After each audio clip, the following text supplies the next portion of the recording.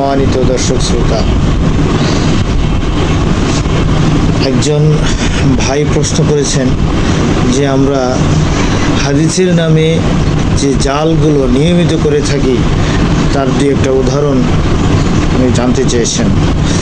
সেই ভাইয়ের ক্ষেত্রে সকলের উদ্দেশ্যে আমি কিছু কথা বলতে চাচ্ছি, যেগুলো আমরা হাদিস হিসাবে জানি। অনেক আলেম ওলামারা এতদিন বলে আসছে যে এটা হাদিস, কিন্তু আসলে সেটা হাদিসের নামে জাল, এবং জালের হচ্ছে নিকৃষ্টতম কথা জাল, সেটার কোনো ভিত্তি নেই এমন কথা আমরা হাদিস হিসেবে জানি।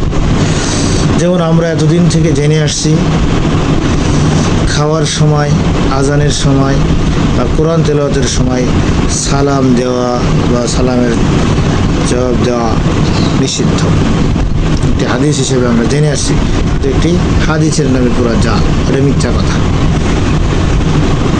আমরা এতদিন থেকে জেনে আসছি, অনেক আলেম ওলামাদের মুখে অনেক ওয়াজ নসিহতে শুনে আসছি, অনেক সুন্দর করে সুর করে করে তারা বলেন, যাকে সৃষ্টি না করলে আসমান জমিন সৃষ্টি করা হতো না, সেই আখিরি জামানার নবী হযরত মুহাম্মদ রাসূলুল্লাহ সাল্লাল্লাহু আলাইহি সাল্লাম। এই কথাটাও সূক্ষ্ম আকারে একটা জাল কথা, এটা মিথ্যা কথা। এটা বানাই একটা ওয়াজের জগৎটাকে একটা ভাইরাল হওয়ার কথা। এরপরে আমরা আরও শুনেছি কি পৃথিবী সৃষ্টির বহু বছর আগ থেকেই হযরত মুহাম্মদ সাল্লাল্লাহু আলাইহি সাল্লামের রূহ বা তার রূহকে সৃষ্টি করে রেখেছেন মহান রব্বুল আলামিন। এটাও একটা জাল কথা, মিথ্যা কথা, কোনো ভিত্তিহীন কথা, কোনো প্রমাণ নেই।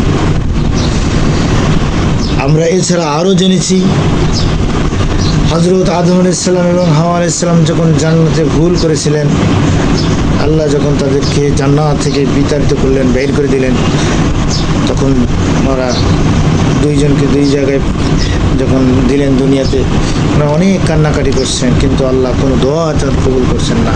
তখন ফেরেশতাকুলের কেউ কেউ আদম আলাইহিস সালামের এই কান্না দেখে কষ্ট পেয়ে আদম আলাইহিস সালামকে বুদ্ধি দিলেন, পরামর্শ দিলেন যে আরশের গায়ে লেখা আছে, দেখেন সেই মহামানবের নাম, যাকে দুনিয়া সৃষ্টির আগেই যেটা লিখে রাখা আছে, তার আগমনের কথা বলা আছে, ওনার নাম ধরে যদি আপনি দোয়া করেন আল্লাহ।